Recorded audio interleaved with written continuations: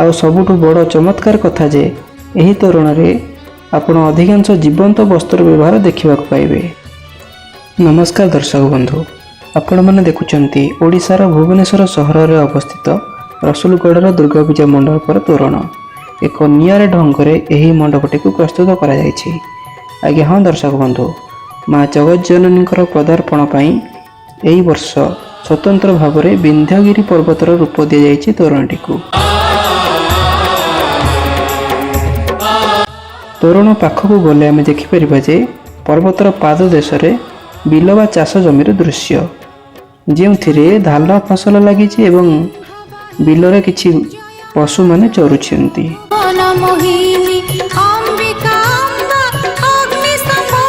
ପାହାଡ଼ ଉପରକୁ ଲକ୍ଷ୍ୟ କଲେ ଆପଣ ଦେଖିପାରିବେ ଯେ ପାହାଡ଼ ଉପରକୁ ଗୋଟିଏ ଲମ୍ବା ପାହାଚଟିଏ ଲମ୍ବି ଯାଇଛି।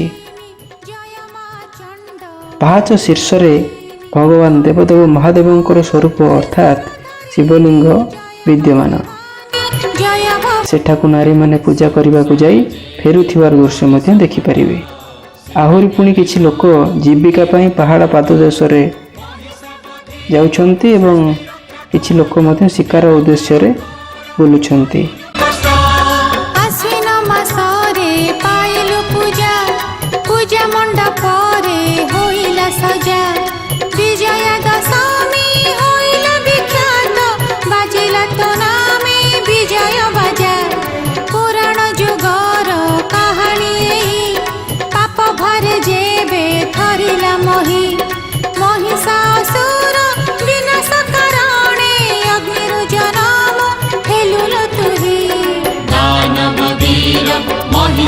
ଆଉ ସବୁଠୁ ବଡ଼ ଚମତ୍କାର କଥା ଯେ ଏହି ତୋରଣରେ ଆପଣ ଅଧିକାଂଶ ଜୀବନ୍ତ ବସ୍ତୁର ବ୍ୟବହାର ଦେଖିବାକୁ ପାଇବେ।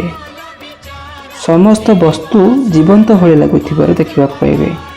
ଗଛ ଗୁଡ଼ିକ ସଶତିକା ଅର୍ଥାତ୍ ପ୍ରାକୃତିକ। ଧାନ ଗଛ, ପାହାଡ଼ରେ ବ୍ୟବହୃତ ସମସ୍ତ ପ୍ରକାର ବୃକ୍ଷଲତା ଗୁଡ଼ିକ ପ୍ରାକୃତିକ ଅର୍ଥାତ୍ ସତସତିକା ଗଛ।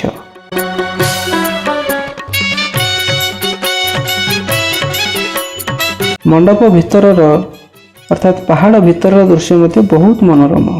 ଏମିତି ଏକ ଜୀବନ୍ତ ତଥା ମନୋହର ପରିବେଶରେ ମାଙ୍କର ଦର୍ଶନ ଅତ୍ୟନ୍ତ ଶାନ୍ତିଦାୟକ।